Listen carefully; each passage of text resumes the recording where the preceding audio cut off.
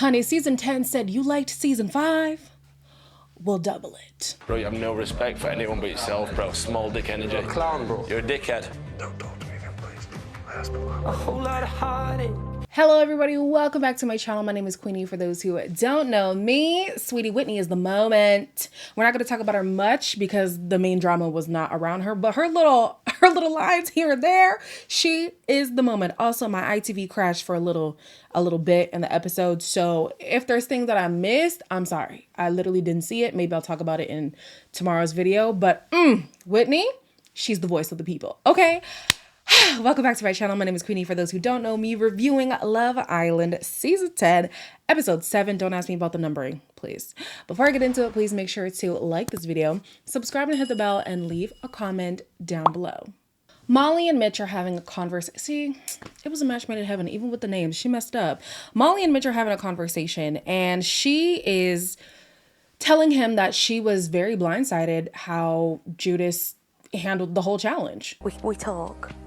And like, obviously there's a little something there. That's why I want to keep speaking to each other. I didn't realise how serious he was though. Really? Like that's, yeah. Now here's the thing. I can believe that she didn't see it coming. But now that it has happened, let's not act as if there were not events leading up to that moment, you know? So for her to be so shocked, I'm just like, how are you shocked? Really, how are you shocked? And also the way that everybody reacted after the fact, it's very clear that there's been something brewing between Molly and Judas that caused enough of a rift for both Mitch and Catherine to be like, you know what? That's it. You know what I'm saying? So for her to then downplay the whole situation, I'm like, no, there was something there, sis. Like, okay, you didn't expect him to kiss you, but now that he has, let's think back. How did we get here? And I'm sure he can come up with an answer. Andre lets Ruchi know that even though he's feeling her, he's still feeling Catherine. We're doing our thing, but the door was kind of open. I'm not jumping boats, let me just make that clear. No, I'd rather you say it like how it is. Do you know what I mean? Yeah, 100%. Judas, you see your mates?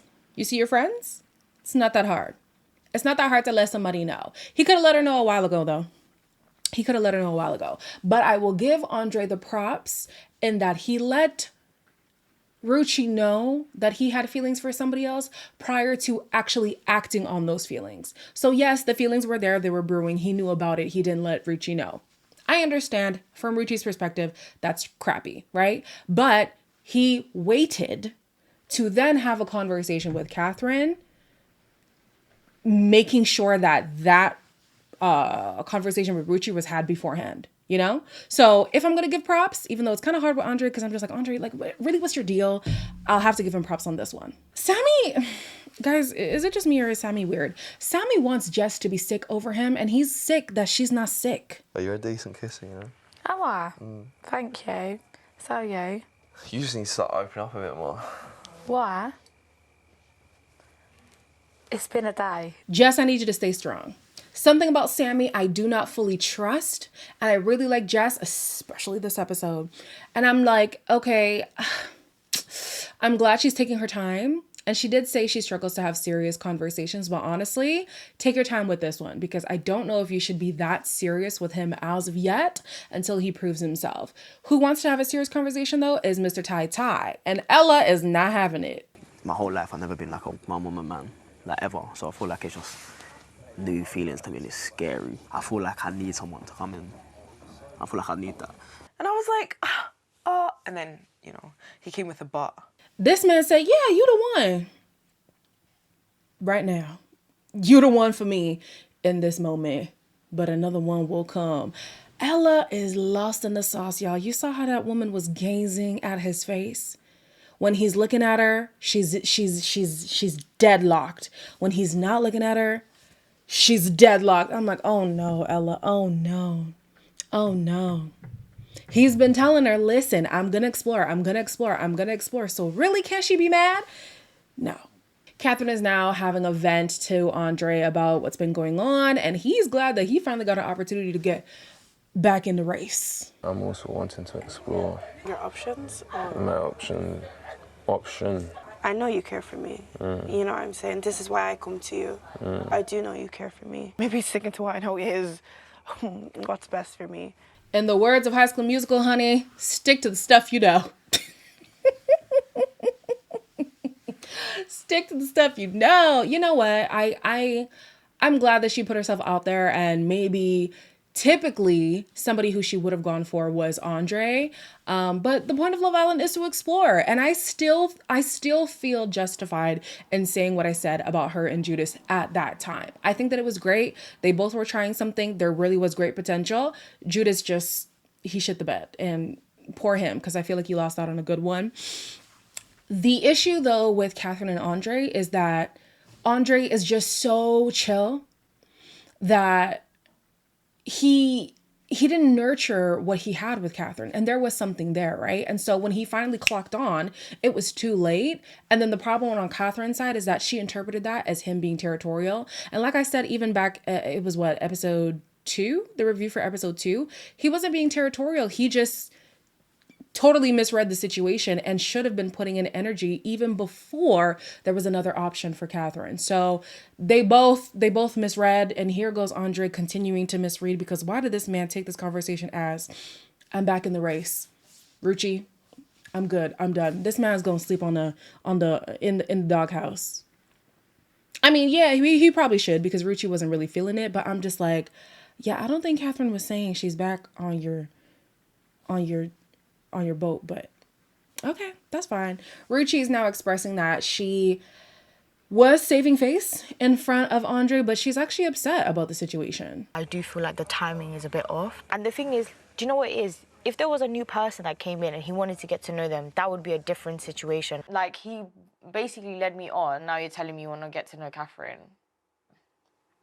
I don't know if there's any coming back from that. Like I said, Andre is a weird one. Sometimes I want to give him props. Other times I'm like, wow, you're really 21. Like, he needs a lot of time, a lot of refining in the game.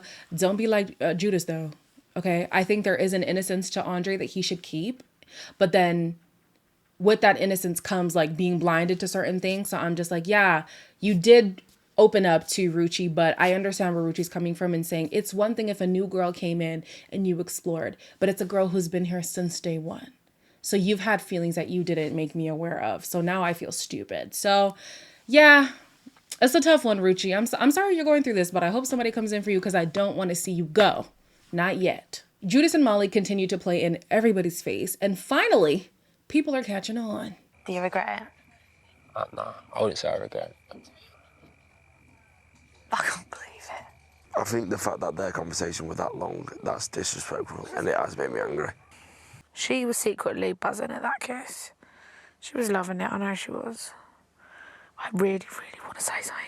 What annoys me about these two is all of a sudden, like, the story has changed. The story has changed. We haven't even spoken that much. It's not even that deep. We didn't even... What? Y'all, come on. Like... Yes, you keep saying I'm open, but you're open to each other, you know? If both of them were talking to multiple people, I don't really count Sammy. I don't think Molly's that into Sammy. I think she just likes the attention from multiple men. But if they were open to like everybody in the villa, that I think it wouldn't have hit as hard. But because they're saying, no, I'm open, I want to explore, I want to whatever, but they monopolize their time with each other, that's what makes it hit hard for both Mitch and Catherine. You know what I mean? So Mitch, Catherine, and Jess are having a conversation, and they're saying, yo, this is actually trash, the way that Molly's going about it. Catherine, unfortunately, seems like a non-confrontational person, so Jess takes it upon herself to say, hey, listen, Molly, you're not handling this right, and you need to fix up. Sitting there for 2 hours is taking the piss a little bit. I'm just being where is he? honest. I don't know, he's over there. I don't want to talk to you. Okay.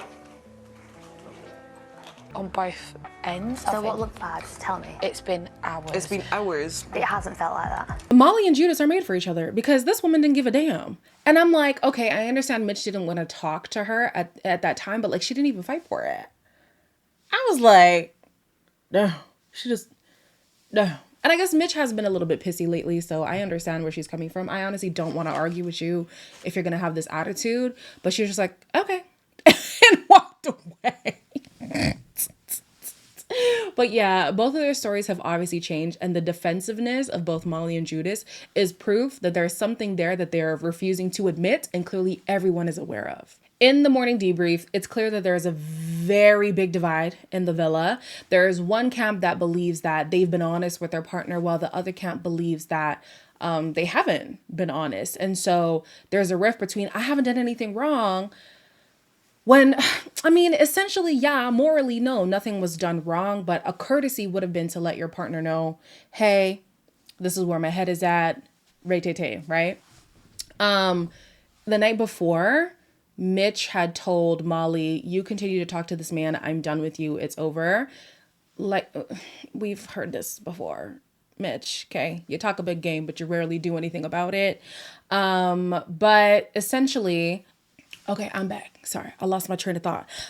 Mitch is still upset, obviously, with Molly after he had said what he said in the night. But they have a conversation, and it was kind of like we're done. I'm not fucking with this anymore. I deserve better. Like, you're the only woman in here who's moving like this. So you genuinely expect me to just be like, I expect you to do what you want to do. Yeah, and I want to speak to Zach. Yeah, that's what I find unattractive, and that's why. But why? Because people are interested in me. I like you more than you like me. I just deserve to not feel mugged off again. Not her saying, you mad people like me. She's not beating the Lucy pick me allegations. Molly, girl, it's not about that. It's not like he has acknowledged on plenty of occasions that you are an attractive woman and men are going to be interested in you. All he wanted was actual transparency. Transparency. And for people who are not understanding what transparency is, it's not waiting to be asked to then admit something. It's bringing something to the forefront even without being pressed for it. And so with both Judas and Molly, they had to be pressed for information to then give information. You should have just came right out and said what it was so that we can all know, okay, this is what's going on in the villa. Cool. If I'm not picked, that's fine. But at least I knew what was happening. These people thought they were in the running and realized there's a whole different race going on.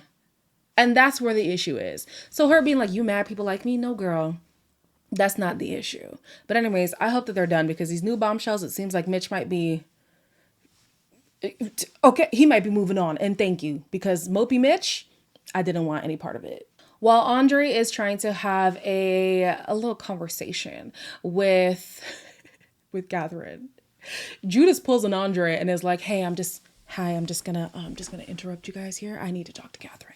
I hated waking up and we're not even able to look at each other. Like, do you know what I'm saying? Like, I hate that awkwardness. I definitely should have attempted more to have that conversation with you, but it's like, I definitely owed you that, and it was like, yeah, next conversation, we're not talking about this. No, this one's done. Sorry, it might be a bit sweaty. The conversation was a great, like, okay, we're on the same page, but then I still think they're not on the same page because she was saying this next conversation, we're not going to talk about Molly, and I'm like, does that imply that you're still interested in pursuing something, or we're going along as friends?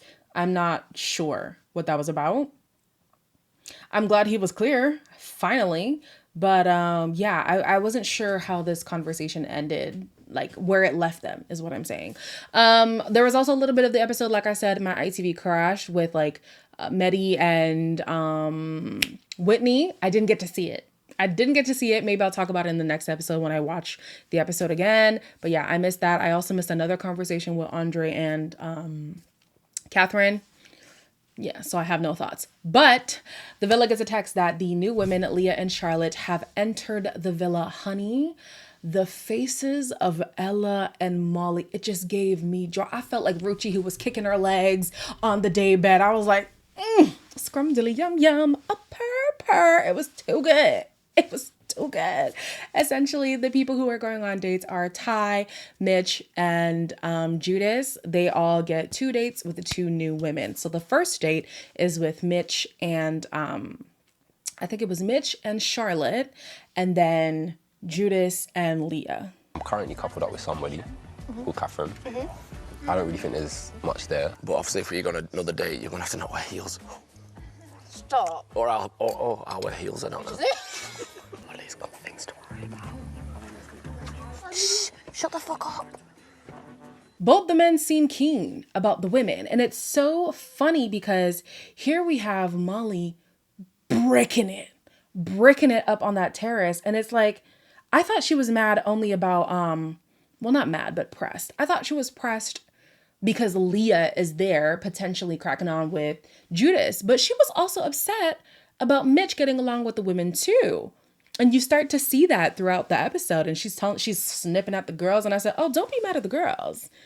Don't be mad at the girls. You thought you were invincible, honey. You are not. The second dates are Judas and Charlotte, and Ty with Leah. Listen, Ty is open to everybody. Ty is open with everybody. Charlotte, I feel like, I don't know what you came here for. This girl wants to be a mother. And I hear you. I'm approaching 32. It's a tough age to be at, but Love Island? I don't know, girl. I'm looking for a husband and a baby daddy. And a baby daddy. I feel like I kind of know what I'm looking for. And I feel like I kind of know what I want. I just haven't really come across it yet. I really like the way you look. Thank you. The chat's flowing, isn't it? Yeah. So sexy. He's so sexy. I need eye contact. Oh, God. Was he getting the eye contact? Yeah. Funny enough, after both dates, the women were in awe of Judas's eye contact.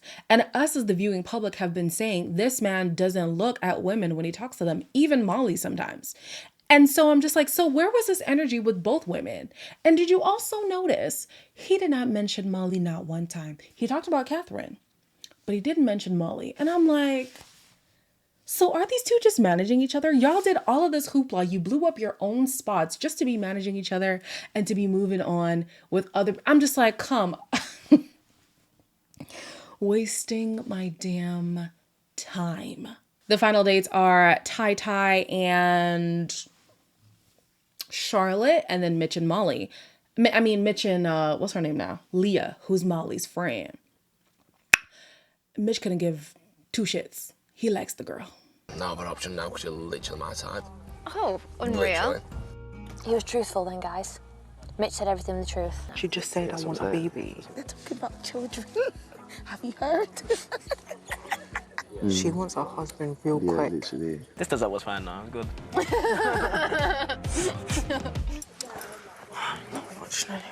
These next few days are going to be hectic. I don't know how close these women are, but it is clear that they do know each other. Molly is not afraid to say, I know this girl. I even know that her hair has changed. And now she is into Mitch, and she knows Molly's in the villa. And then Molly and Mitch had a thing. I'm just like, Leah, are you going to be that girl? Because if we're going to be that girl, I might not be mad at it, y'all. I might not be mad at it. Then we have Mr. Ty, who's really laid it on thick with Charlotte. I didn't expect him to like her how he likes her, but maybe he just likes the fact that she's a woman and she's interested, because you know that's all it takes for Ty. Ella is pressed. Ella is pressed. And like we've said, Ella, you should be the last person pressed, because the first person who's always been honest with you has been Tyrique.